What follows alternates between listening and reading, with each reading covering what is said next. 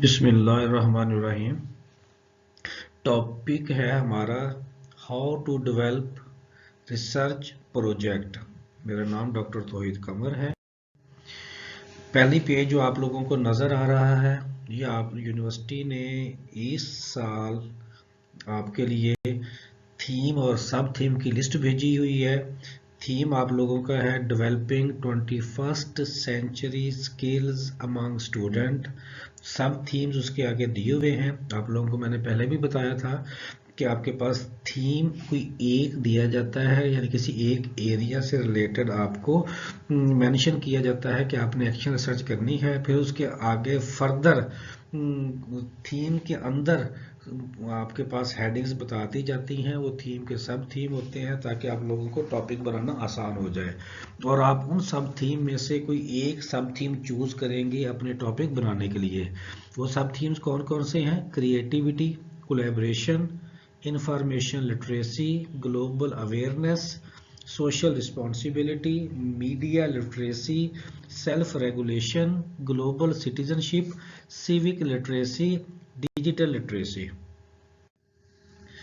कुछ important points हैं to remember, जो फिर दोबारा मैं रिपीट कर रहा हूँ। Only hand written manual will be uploaded, और उसका साइज मैक्सिमम 5 MB से ज़्यादा नहीं होना चाहिए। और कहते हैं कि अगर हैंड रिटन काम नहीं आप करेंगे और अपने काम को टाइप करके अपलोड करेंगे तो आपको 0 ग्रेड अवार्ड किया जाएगा। जो manual can be download from your LMS 8613 portal. जिन्होंने पहले मेरी बात नहीं सुनी, आज फिर दोबारा सुन लें कि जो मैनुअल आप लोगों ने जिसके ऊपर लिखना है हाथ से, वो मैनुअल आप अपने LMS पोर्टल पे जाके वहां से डाउनलोड के ऑप्शन से डाउनलोड करेंगे। There is a space on the top of your roll number on each page, कि आप जो मैनुअल डाउनलोड करेंगे उसके हर पेज के ऊपर एक बॉक्स सा बना होगा जिसमें रोल नंबर लिखा होगा, और ये कंपलसरी है आप सबके लिए कि आपने हर पेज के ऊपर अपना रोल नंबर लिखना है। और अगर कहते हैं कि आप ये रोल नंबर नहीं लिखेंगे तो जितना मर्जी अच्छा आप अपना प्रोजेक्ट को कंप्लीट करके अपलोड करेंगे, तब भी आपको 0 मार्क अवार्ड किए जाएंगे। उसके बाद है दूसरी बात जो कल जिन लोगों ने नहीं सुनी, आप लोगों ने टॉपिक बनाना है। आज आप लोगों को टॉपिक बनाना सिखाएंगे भी सही। तो जो टॉपिक आप बना लेंगे उसमें मजीद काट छांट करने की गुंजाइश आप लोगों के पास 10 फरवरी तक है। 10 फरवरी से पहले पहले मुझसे आपने as a supervisor, being a supervisor, मुझसे आप लोगों ने 10 फरवरी तक अपना टॉपिक अप्रूव करवाना है। उसके बाद आपका टॉपिक अप्रूव नहीं किया जाएगा। सिर्फ और सिर्फ आपने अपना मैनुअल इंग्लिश में लिखना है, उसके अलावा कोई और ज़बान एक्सेप्टेबल नहीं होगी। लास्ट डेट ऑफ सबमिशन जो है वो अप्रैल 15, 2023 है। No extension in submission date in any case whatsoever, so you need to submit your work on your LMS portal as soon as you complete your work। अब जब ये कहा जा रहा है कि आपकी जो लास्ट डेट ऑफ सबमिशन है वो 15 अप्रैल है, तो ये बात ज़हन में रखिएगा कि ये 15 अप्रैल हो या जो पोर्टल के ऊपर आप चेक करेंगे तो उसमें कोई थोड़ी बहुत अगर चेंज हो भी सही 2-4 दिनों की, बारह जो आपके पोर्टल के ऊपर डेट शो हो रही होगी एग्जैक्ट उस डेट से पहले पहले आपका प्रोजेक्ट जो है अपलोड हो जाना चाहिए। अब ये ना हो कि आप अभी अपने पोर्टल पे जाएं और आप last date of submission check करने लग जाएं। यूनिवर्सिटी अभी लास्ट डेट ऑफ सबमिशन का ऑप्शन ओपन नहीं करेगी। वो कुछ वक्त के बाद 15 अप्रैल के नज़दीक जाके कुछ दिन पहले जाके अपलोड का ऑप्शन जो है वो ओपन करेगी, तब आप अपना थीसिस सबमिट करवा सकेंगे। बहरहाल आप लोगों ने चूंकि काम करना है अपने प्रोजेक्ट के ऊपर, तो आप लोगों के जहन में टारगेट होना चाहिए कि आपने अपने काम को अप्रैल के फर्स्ट वीक तक हर सूरत मुकम्मल करना है। और है ये ना हो कि आप आखिरी दिन का वेट करते रहें और 15 अप्रैल भी आ जाए और तब पोर्टल आपके पास जो है वो ओवरलोडेड हो रहा हो और सबमिशन इशू हो रहा हो, तो यूनिवर्सिटी फिर इस एक्सक्यूज के ऊपर जो है आपको शायद कोई फेवर ना दे सके। पेड वर्क, कॉपीड वर्क, जिसका मैंने आप लोगों से इतनी लंबी तमहीद बांधी क्लास में और आप लोगों से हम्बल रिक्वेस्ट की। देखो यूनिवर्सिटी ने प्रॉपर आप लोगों को यही बात बताने के लिए प्रेजेंटेशन में ये बात मेंशन कर दी है कि आपने किसी भी सूरत पेड वर्क और कॉपीड वर्क की तरफ नहीं जाना। और अगर आप लोग पेड वर्क या कॉपीड वर्क की तरफ जाएंगे तो उसका हो सकता है आपको काफ़ी नुकसान हो। ठीक है ना।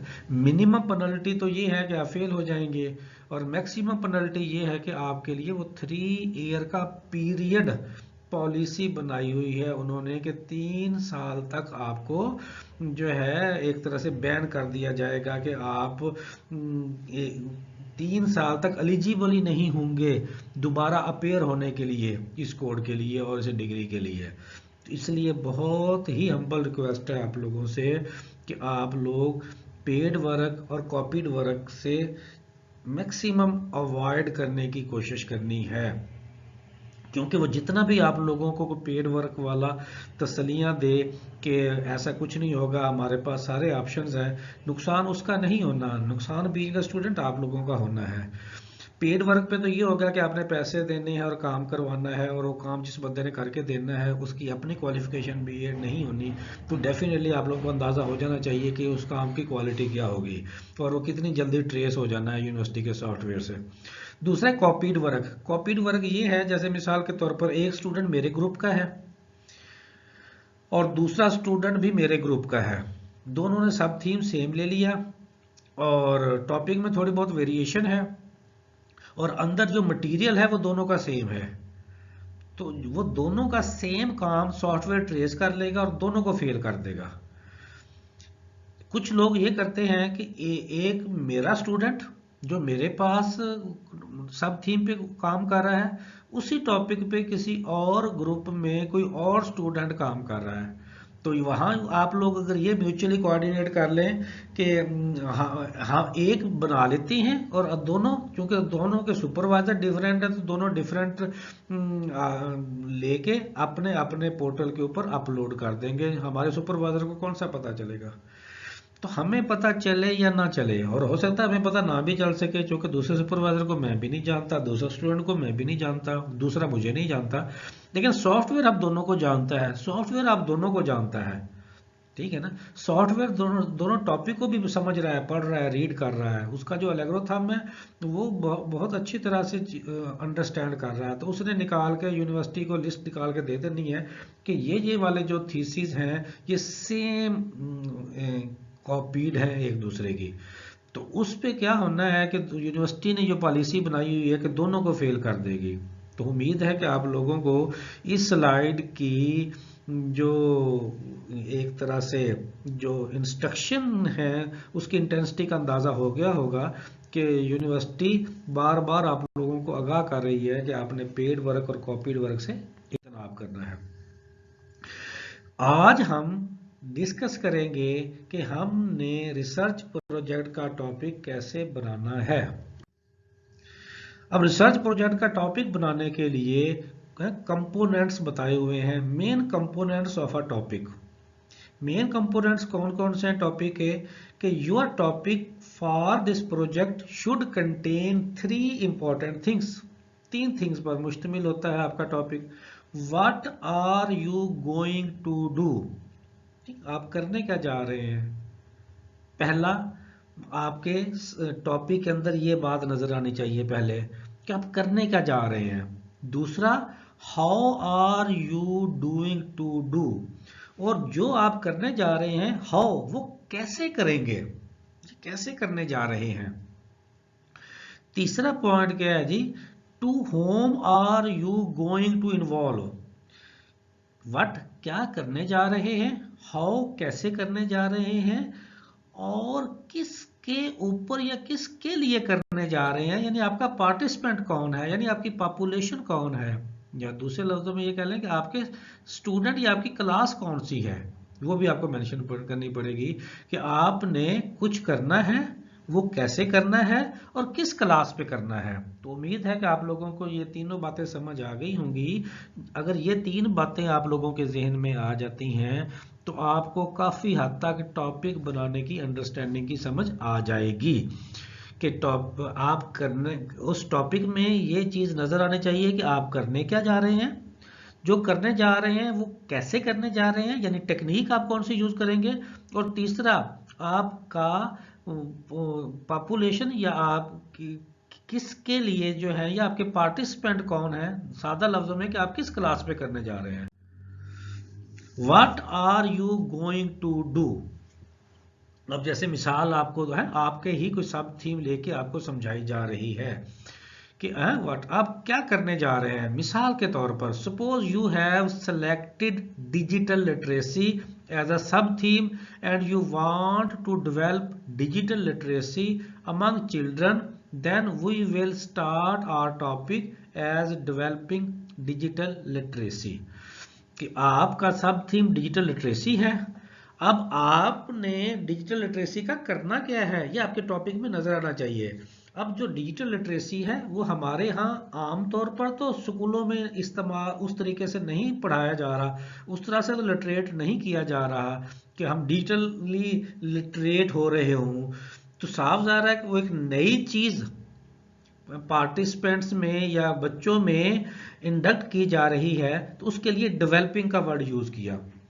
कोई काम नया करना है, बच्चों को करवाना है, नया सिखाना है, तो उसके लिए डेवलपिंग का वर्ड यूज करेंगे। कोई काम पहले कर रहे हैं उससे मजीद बेहतर करवाना है तो उसके लिए इंप्रूविंग का वर्ड यूज करेंगे, या इनहांसिंग का वर्ड यूज करेंगे, या इंक्रीजिंग का वर्ड यूज करेंगे। और कोई ऐसी चीज जो आप चाहते हैं कि बच्चों की शख्सियत से आपने माइनस करनी है, उसके लिए रिड्यूसिंग का वर्ड यूज करेंगे, डिक्रीजिंग का वर्ड यूज करेंगे।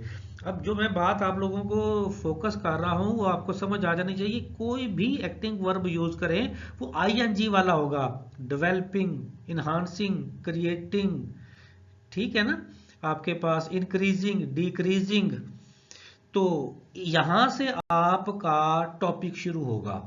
तो आपका डिजिटल लिटरेसी की जगह पे जो भी आपका सब थीम है, जिसने जो लिया हुआ है, डेवलपिंग के आगे अपना वो सब थीम लगा देंगे। अच्छा, अमंग चिल्ड्रन वो साफ ज़रा टॉपिक को थोड़ा सा बढ़ाने के लिए, तो यहां से आपका टॉपिक का पहला कंपोनेंट मुकम्मल हो गया। दूसरा कंपोनेंट है हाउ, कैसे आपने डिजिटल लिटरेसी बच्चों में डेवलप करनी है। तो आपने अपने टॉपिक के दूसरे हिस्से में वो टेक्निक बतानी है। हाउ का मतलब है आप टेक्निक बताएंगे कि जो काम आप करने जा रहे हैं उसके लिए आप कौन सी टेक्निक यूज कर रहे हैं। अच्छा, तो देखें, उसके लिए जब आपने टेक्निक यूज करनी है तो आपने पहले कंपोनेंट के आगे वर्ड यूज करना है दो या थ्रो, ठीक है ना। थ्रो कह लें, बाय का वर्ड यूज कर लें, हैं, या यूजिंग का वर्ड यूज कर लें। ये दो तीन अल्फाज हैं जो आप पहले कंपोनेंट के बाद लगाएंगे और उसके बाद आप अपनी टेक्निक लगाएंगे। तो जैसे आपके टॉपिक में देखें, उसने क्या किया हुआ है, डेवलपिंग डिजिटल लिटरेसी पहला कंपोनेंट, थ्रो लगा दिया, थ्रो लिखना था, दो लिख दिया, या यूजिंग या बाय का वर्ड भी यूज कर सकते हैं। ABC टेक्निक है आपके पास, डिजिटल में ABC एक टेक्निक का नाम है। तो आपने ABC टेक्निक को यूज करते हुए डेवलपिंग डिजिटल लिटरेसी बच्चों में है, डिजिटल लिटरेसी बच्चों में डेवलपिंग का मतलब क्या, डेवलप करनी है। तो ये दो कंपोनेंट आपके यहाँ पे मुकम्मल हो गए।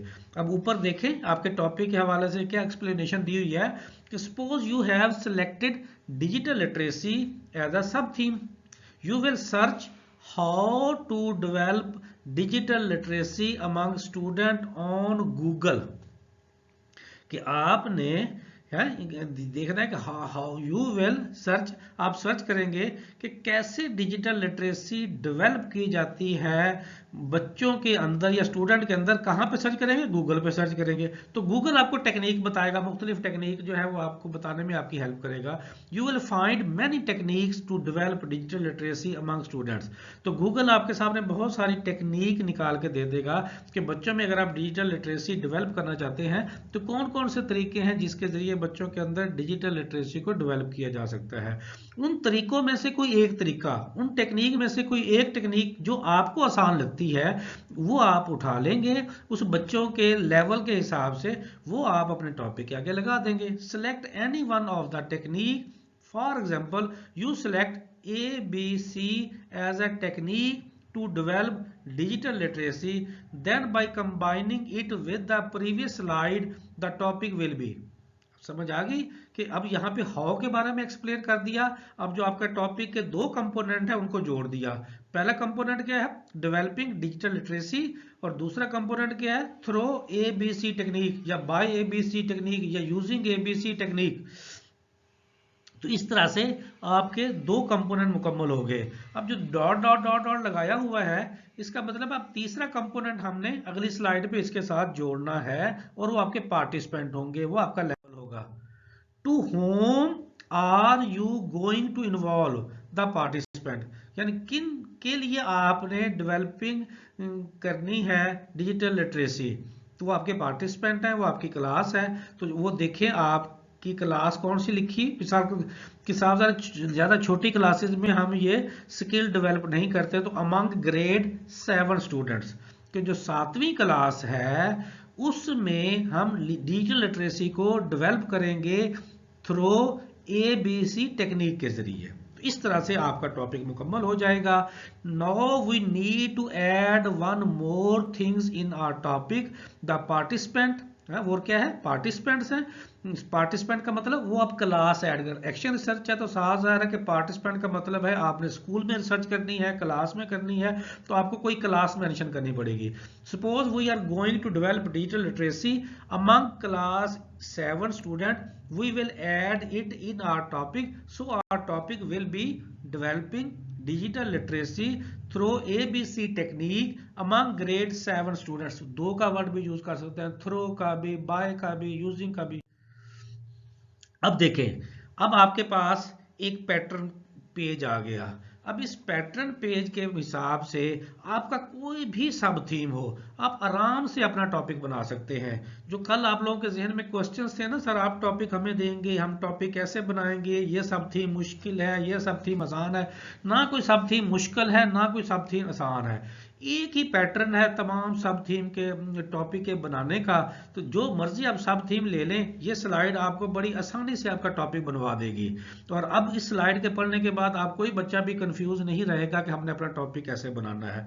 सिर्फ और सिर्फ आपने गूगल पे जाके टेक्निक ढूंढनी है कि आपने अपने सब थीम के लिए कौन सी सूटेबल टेक्निक को यूज करना है अपने प्रोजेक्ट को मुकम्मल करने के लिए। इतने काम आपने करना है। और अगर किसी स्टूडेंट को टेक्निक में डिफिकल्टी होगी, उसी के लिए 10 फरवरी टाइम रखा गया है कि वो कुछ दिन खप ले, अपना टॉपिक बना ले और वो कुछ दिन लगा ले। लिटरेचर मुख्तलिफ, साफ ज़ाहिर है कि टेक्निक के लिए उसे मुख्तलिफ आर्टिकल डाउनलोड करने पड़ेंगे।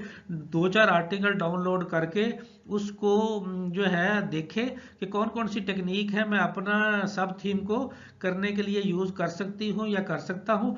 फिर भी उन्हें कोई भी टेक्निक समझ ना आ रही हो, कोई भी लिटरेचर ना मिल रहा हो, तो फिर ऑप्शन होगा आप लोगों के लिए कि आप 2-4 दिन के बाद अपनी टेक्निक को चेंज करना चाहें या अपने टॉपिक को, सब थीम को ही चेंज करना चाहें।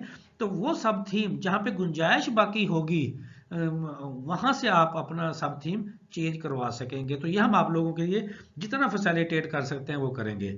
अब देखें आपका टॉपिक कैसे बनेगा। आपके टॉपिक के शुरू में आपके सब थीम के हिसाब से और आपकी क्लास लेवल के हिसाब से आपने जो वर्ड यूज करना है वो ING से करना है। एक्टिंग वर्ब है और उसको किससे यूज करना स्टार्ट करना है, ING से। अब वो आपने अगर कोई टेक्निक, कोई स्किल नई डेवलप करनी है तो उसके लिए डेवलपिंग का वर्ड यूज करेंगे। कोई टेक्निक पहले ऑलरेडी बच्चों में है उसको बढ़ाना है तो इनहांसिंग का करेंगे। उसको बेहतर करना है उस टेक्निक को तो आप स्किल को तो इंप्रूविंग का वर्ड यूज करेंगे। और अगर कोई ऐसी आपके पास खासियत है चीज जो बच्चों की में से आप रिमूव करना चाहते हैं तो उसके लिए रिमूविंग का, डिक्रीजिंग का, रिड्यूसिंग का वर्ड भी आप यूज कर सकते हैं। तो ये स्लैश लगाने का मतलब यह है कि इनमें से कोई एक वर्ड आपने यूज करना है। वो जैसे आपने पीछे देख लिया कि डिजिटल लिटरेसी के लिए आपने डेवलपिंग का वर्ड यूज किया, तो ये आपका एक कंपोनेंट हो गया। उसके बाद थ्रो, उसके बाद आपने कि खाली जो पहली जो आपके पास लाइन है यहाँ पे आप अपना सब थीम लिख लेंगे। उसके बाद दरमियान में आ जाएगा थ्रो का या यूजिंग का वर्ड। उसके बाद आपने अपनी टेक्निक लिखनी है, जो भी टेक्निक है, जैसे वहां पे ABC टेक्निक लिखी हुई है आपके टॉपिक बनाने के लिए, तो वो लिख देंगे। उसके बाद अमंग का वर्ड यूज करके क्लास लिख देंगे, 7th क्लास है, 4th क्लास है, 3 क्लास है, 2 क्लास है, तो वो आप लिख देंगे। Age of the student you are going to work with. इस तरह से आपका टॉपिक कंप्लीट हो जाएगा। It is mandatory to use one of the given sub theme in your topic. Exact wording of the sub theme are given by university.